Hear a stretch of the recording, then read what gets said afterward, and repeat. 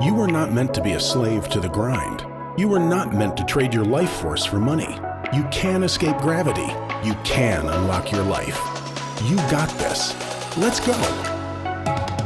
Hello and welcome to Unlock Your Life. This is your host, Jennings Smith. Guys, I've got a guest who I've known for a couple of years. He's in the Dealmaker family with me, a high-end mastermind I'm in. He's also an inspiration to me. He's helped me get out of my comfort zone a little bit with learning about commercial real estate, retail, like industrial stuff. He's done big moves in that out of Utah. He's also founded a company which helps other companies get the employee retention credit, which is a huge incentive put out by the US Treasury. We're going to talk about that, how much money was earmarked for that. And if you have a business and you have W-2 employees, you need to listen up, because this is something that could actually put cash in your pocket. That's not a loan. And it's really interesting. When I first heard about this, guys, I thought it was fake because it is pretty intriguing, but it's put out by the IRS and the Treasury. So I want to hear his story and talk a little bit about that. But Josh, thanks for coming on the show. Appreciate you. Hey, dude, thanks for having me. Appreciate the opportunity. Appreciate you. So thanks for giving me the opportunity to do this. So you're out of Utah and you're heavy into commercial real estate. So you started in single family and apartments, right? And then you moved into commercial? Yeah. So I've been an real estate investor for over 20 years. I just hit my 20-year mark like this year. So, and then about 8 years ago, got into commercial real estate, more so because I was at a closing and I met this broker, and we were sitting there at the title company, the closing table. And he was telling me how, I was telling him how I want to kind of get into the apartment side, because I always say apartments is like the gateway drug into commercial real estate. So I obviously, being a flipper, I wanted to get into apartments. And so talking with him, he was telling me how his dad left over 200 doors to the kids. He's passed away at the time, and they're in their mid 40s, and they're splitting close to like $50,000 a month of net rental income that dad put together for him in California.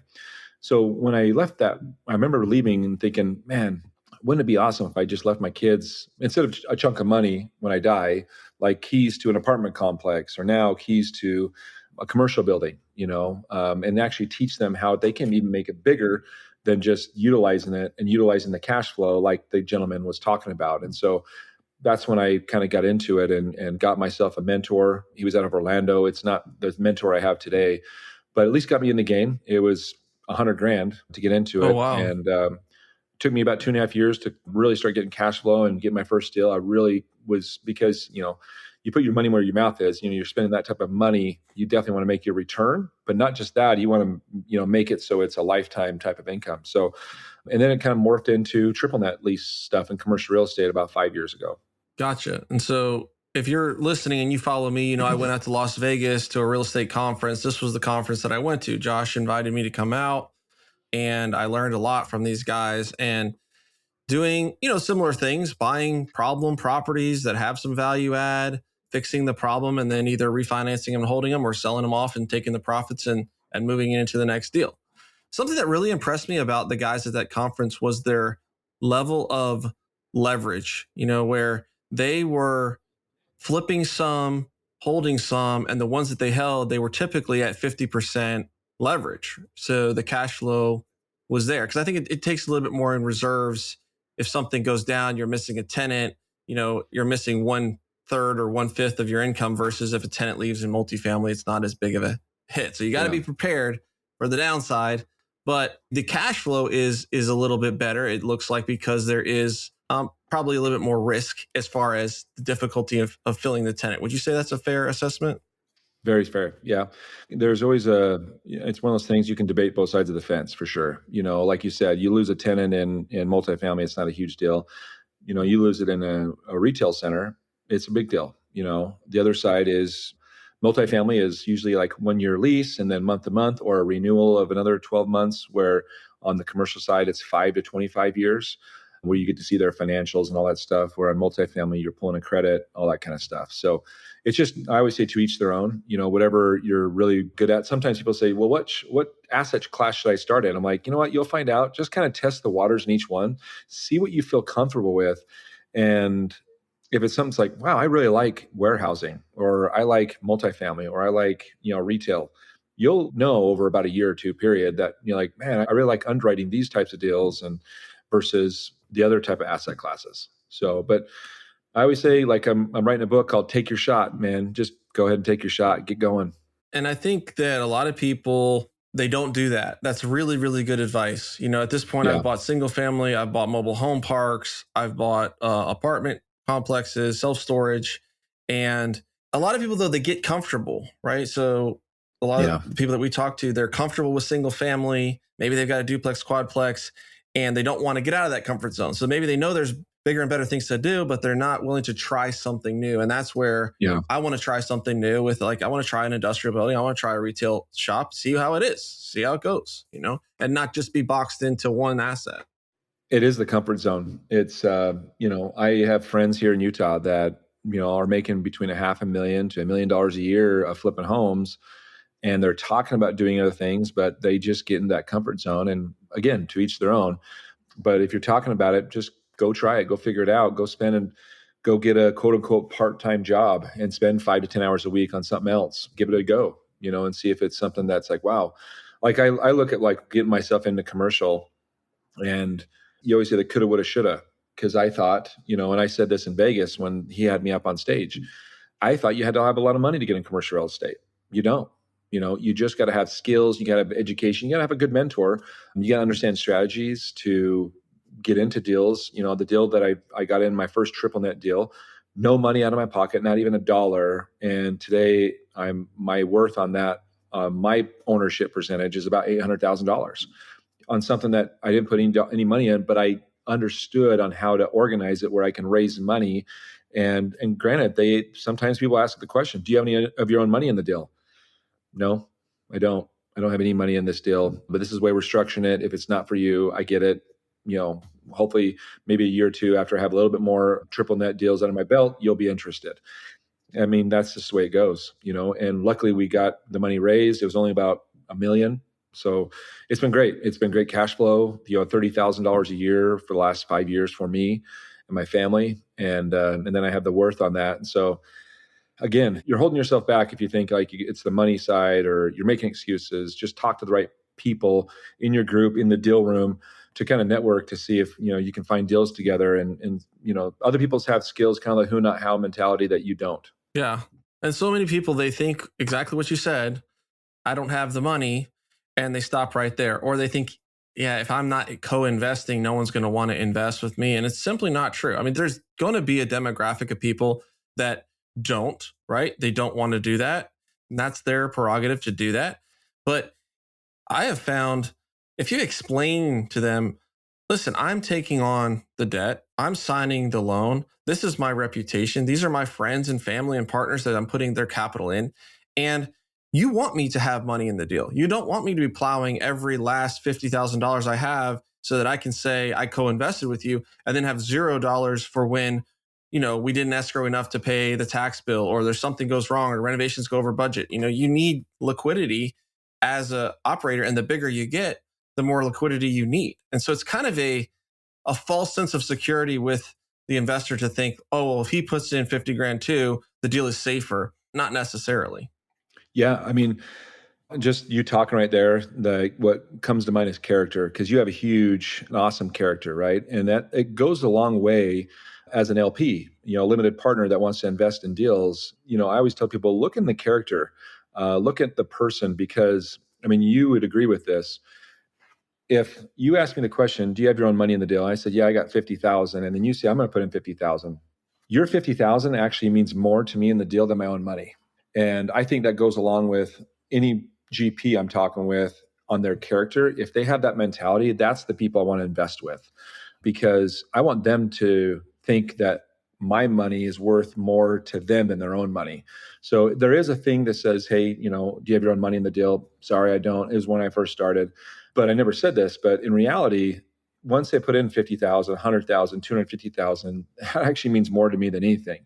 So it kind of goes a long way with the character side of things about investing in those types of people as well.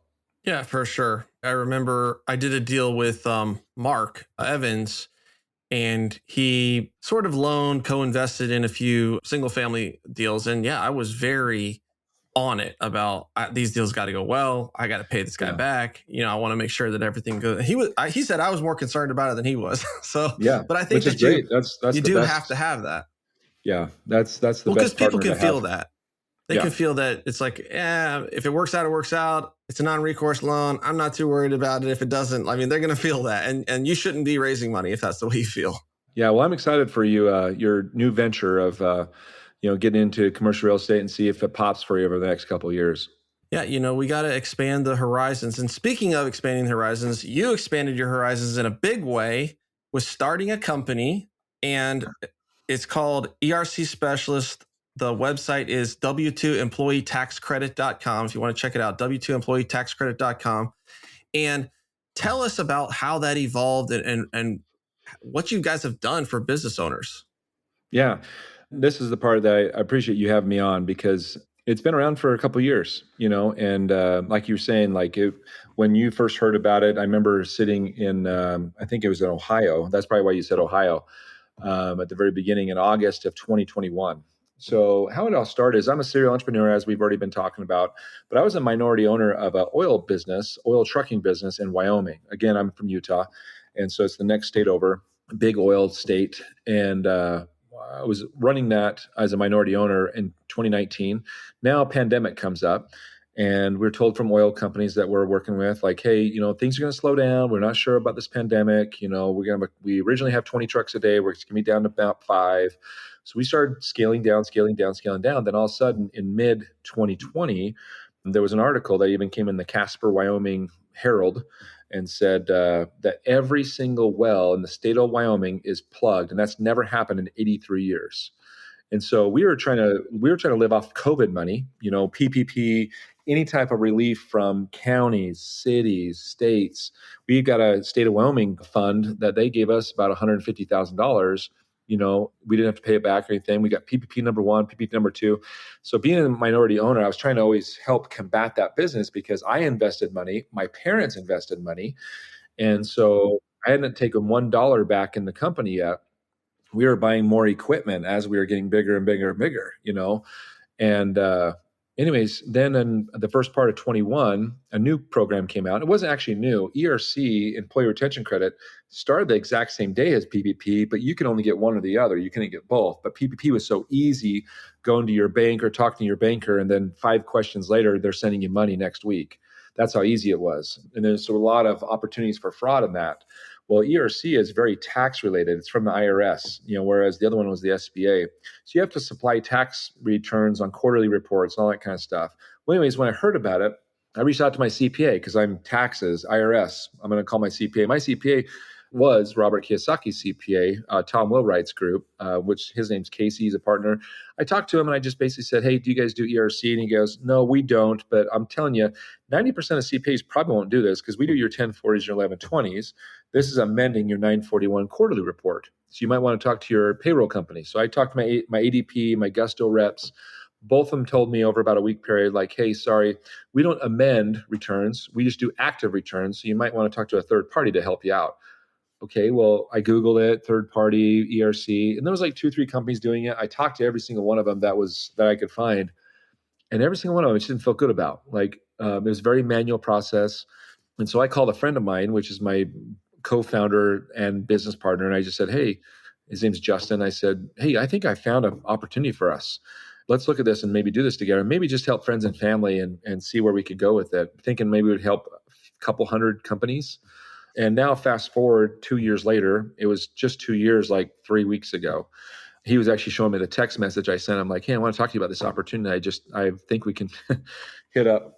Well, now fast forward, we have 250 employees, 56,000 companies we've helped. Somebody told us yesterday we're the largest in the country. And the number 2 is Paychecks, which is a big payroll company nationally. And so we help people with this ERC credit. And what it is, I'll keep going on it, but PPP was a loan that was forgiven later.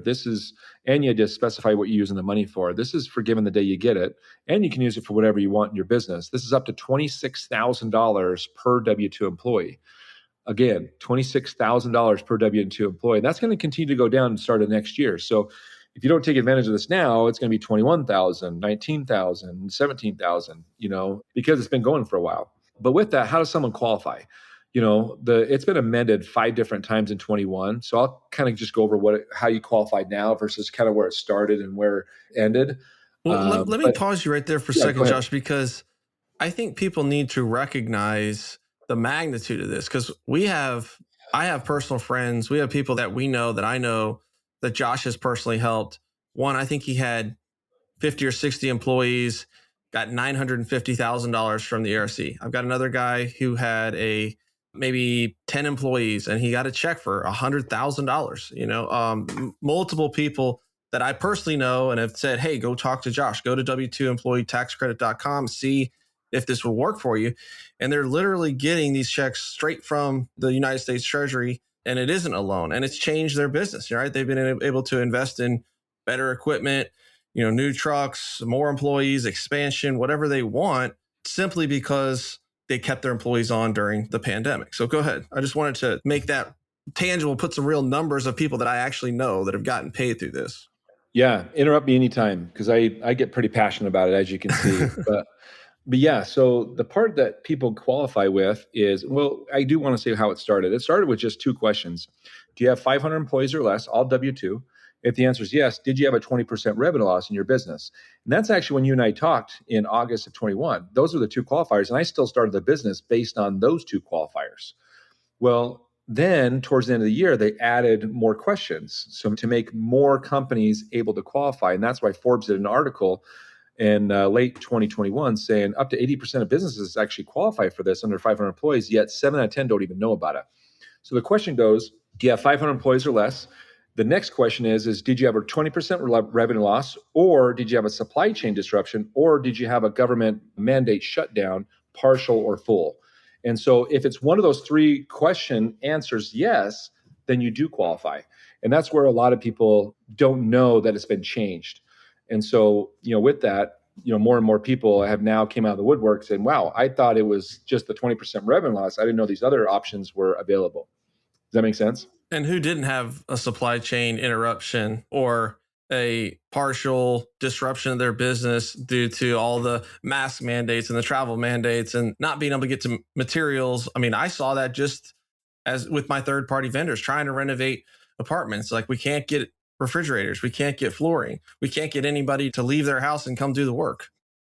Yeah, I mean, in 21 was terrible with supply chain. I mean, and people say, what does that actually constitute? I mean, there's 250 pages worth of IRS document that talks about it, but it's just so confusing. Our website has made it a lot easier for people to understand their own business, to kind of ask them their own questions in order to qualify. And I know you gave the website, and they could probably click the link in the chat piece here, but once they go there, it'll take them about 5 or 10 minutes per EIN to then see if they qualify. We don't charge anything up front. We only charge 15% on when they get approved, when they receive the money, which is a win-win for both sides. And we made that just because it does take the crappy part of the program. It does take the IRS about 6 months for the IRS to send out the checks. And so we've made it so they go through that process. It takes them about 2-3 weeks. We've made it very systematic, very seamless to then just have the waiting game of receiving the checks on their business. Okay, so it's not hey, pay me $5,000 or $10,000 or whatever, and we'll submit all this stuff. It's more, we see that you're going to qualify, most likely. We're going to handle the whole process for you, and you're going to pay us 15% of whatever credit you get, but you only have to pay it once you get the money. Is that a synopsis of it? That's correct. Gotcha. Yep. Okay. So they could try to do this themselves and save a little bit of money. Why should or shouldn't someone do that? They still have the mentality of it's too good to be true. They think maybe the IRS will come after them later. And, we've done 56,000 companies. It's happened.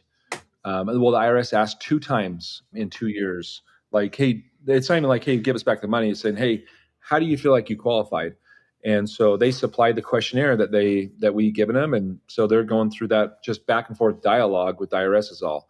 And it's very, very small. I mean, it's, and if someone's worried, I always tell them, like, if you're worried, talk to a tax attorney that works direct with the IRS and also on the tax side and on the attorney side to see if they can write you an opinion letter, which an opinion letter takes, about 20 pages, $4,000 or $5,000, and they'll submit that with our paperwork.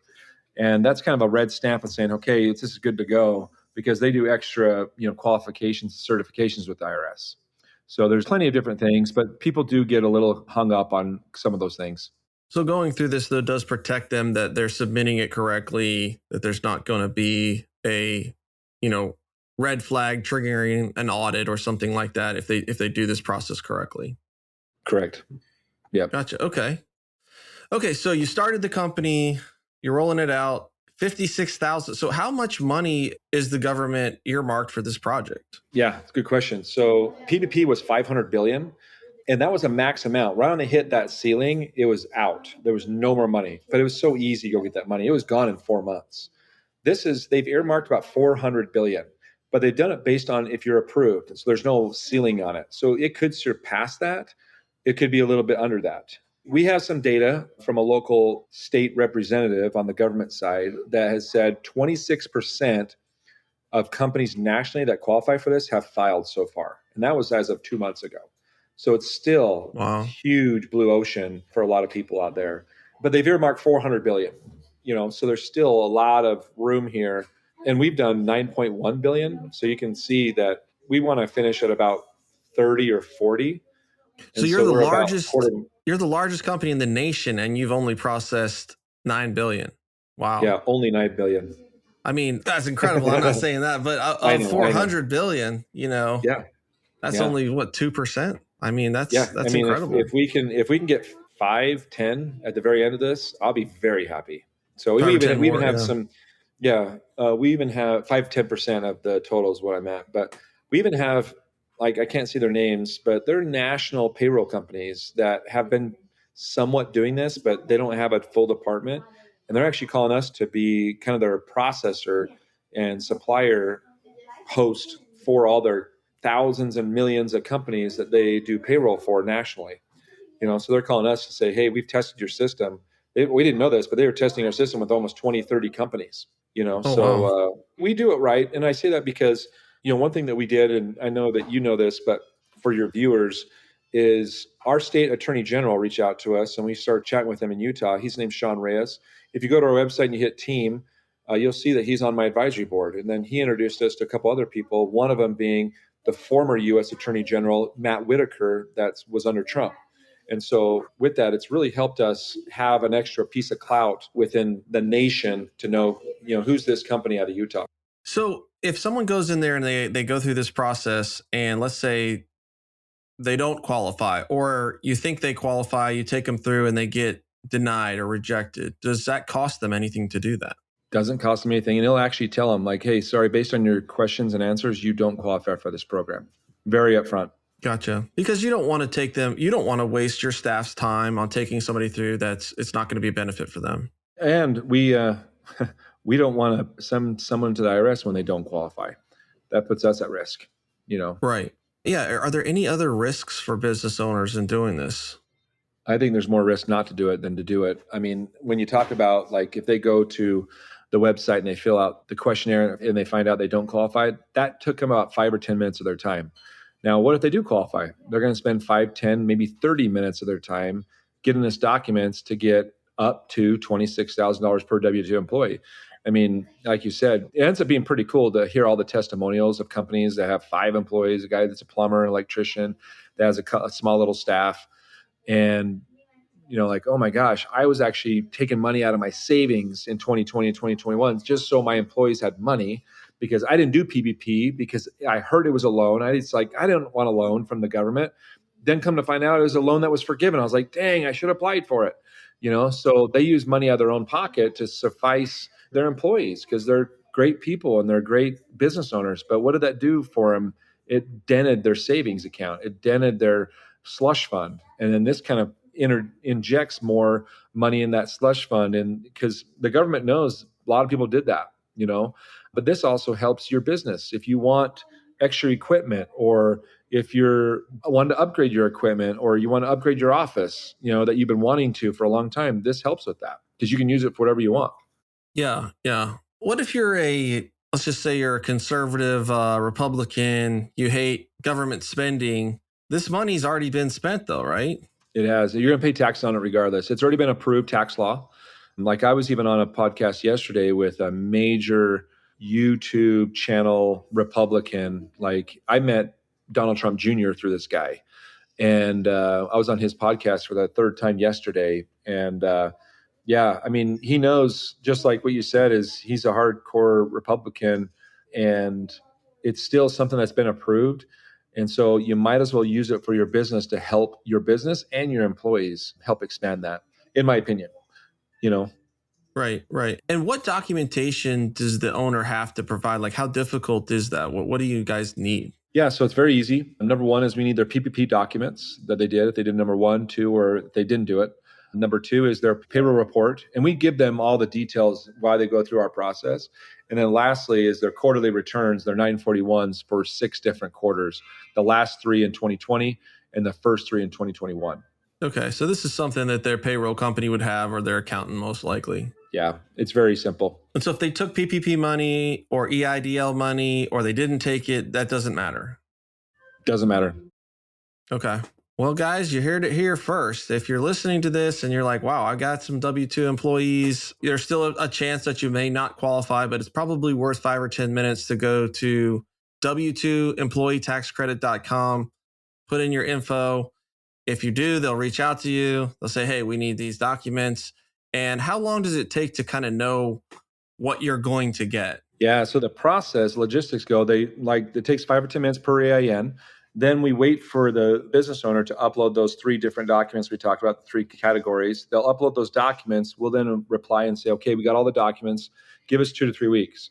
2 to 3 weeks later, we come back and we say, okay, you're approved for $322,042. Do you want us to file? You'll DocuSign it, agreeing to the fee. At that point, we file it within 72 hours after you DocuSign it. And then we're in the waiting game of the IRS. And then at that point, we get notices, the business owner will get notices of if IRS has additional questions on it. Usually they don't, but they'll then send a notice about 3 weeks before checks come saying, hey, checks are coming. Start watching for them, because they want to make sure the business owner gets those checks. And that'll take about 6 months, most likely. 6 months, yeah. Okay. And then this isn't going to go on forever, right? So is there a hard deadline as to when the program's over? Yeah, the hard deadline's the first quarter of 2025. So in 2024, next year, I mean, we're 6 months away. It's going to start decreasing.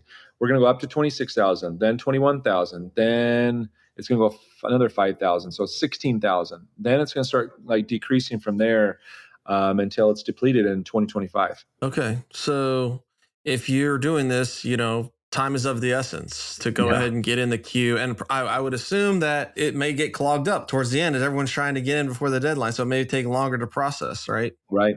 Yeah, that's the thing. When we first started, it was 9 months waiting time. It got down to about 5 months, sometimes 4.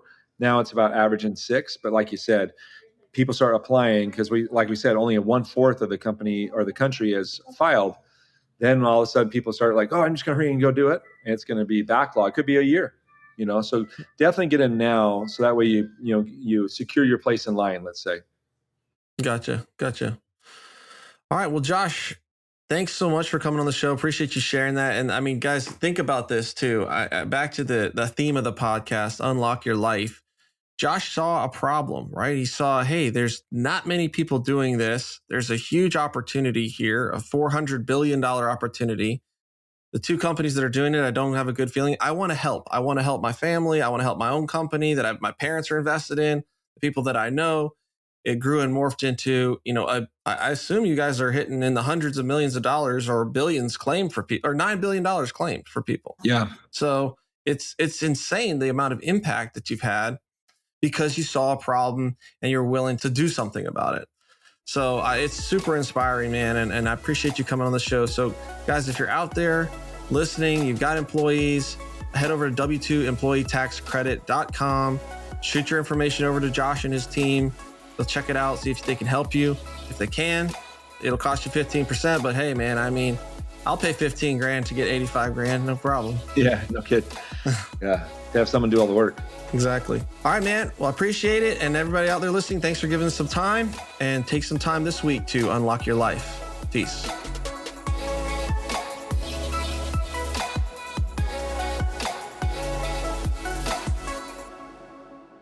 This is thepodcastfactory.com.